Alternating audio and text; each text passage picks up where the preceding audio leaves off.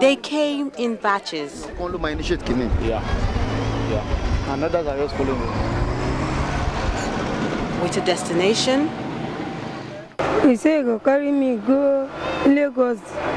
If our school don't close, if you carry me go, for December go carry me come go school for house. No tell me. He say if you go carry me go do work. A mission. What I did is that if a girl can work for 10,000 naira, they will give me my own 10,000 naira finish. Then the rest they will pay it for the person. And a reaction. You can see children within the same age bracket, traveling at the same time. Some are going to Ajaokuta, some are going to Edo, some are going to Ibadan. At this age,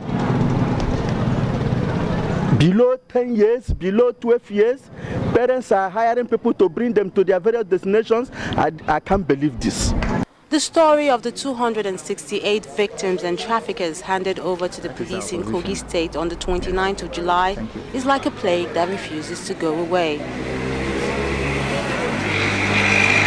And it's not just the police that's involved in the investigation, but Mr. Ezekiel Kure, who is the Director Investigation and Monitoring, National Agency for the Prohibition of Traffic in Persons and Other Related Matters, NAPTIP, who has a bone to pick with the security men. Honestly, we were shocked when we were told this morning that they were released by the police, because all along we never knew that they were released. Because if they had been released, perhaps we may not have even bothered coming, because the impression was that they were likely to be handed over to us. So we were coming to do the necessary arrangements and then take them to Abuja, only for us to be informed that they were released. When such things are handed over to them, we should be brought in, because the agency is to fight trafficking. And we know that we're having a problem with this internal trafficking within the country. The Deputy Commissioner of Police in charge of the operation, Mr. Zana Ibrahim, is quick to dismiss the accusation made by NAPTIP, stressing that after a preliminary investigation by a team that included the state government and traditional rulers from Benue, they had no option than to let them go. I got the NAPTIP officers in Abuja and I told them this is what we have on the ground, and that they should rush to Lokoja pending when we finish our preliminary investigations. We never heard from them. We should have better synergy between these organizations, including NAPTIP, so that at least when such situations arise, we will be able to manage it better. Because if NAPTIP will be expecting that we will keep 268 people until Thursday, since Saturday, we don't have provisions for that. We are not prepared for such things, and we have to manage it the way we did.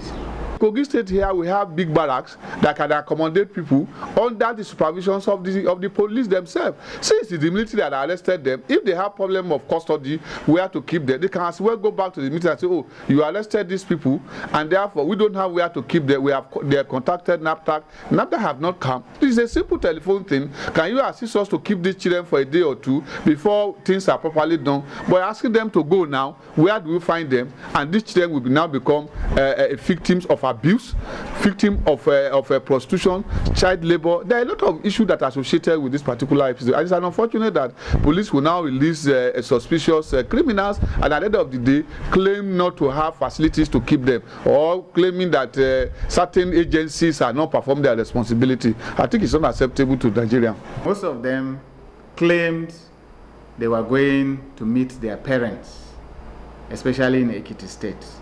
They hail from Igede in Benue State, and that their parents are resident in Ekiti State. So during holidays, they normally go home, that is to join their parents, after which they now come back when the school is in session. So the chief of Igede, Chief Gabriel Eje, came in from Ajaokuta. He came and identified most of these victims, so to say. And also one retired Major Joseph Amen, who was a sergeant at arms here in the House of Assembly, also came and identified his people. So upon instruction from the chief executive of the state, that's the deputy governor, they were released. It's not that we took unilateral action and released them, and with all these speculations going about, I think they are just unfounded. While the throng of accusations continue to fly, the real issue has been brushed aside. After such a remarkable feat by the military to ease trafficking, the prey and their predators have been let loose. So what happens next? One thing's for sure, they will go back and make sure that the next operation is tight, one that will attract less attention and certainly no uniforms.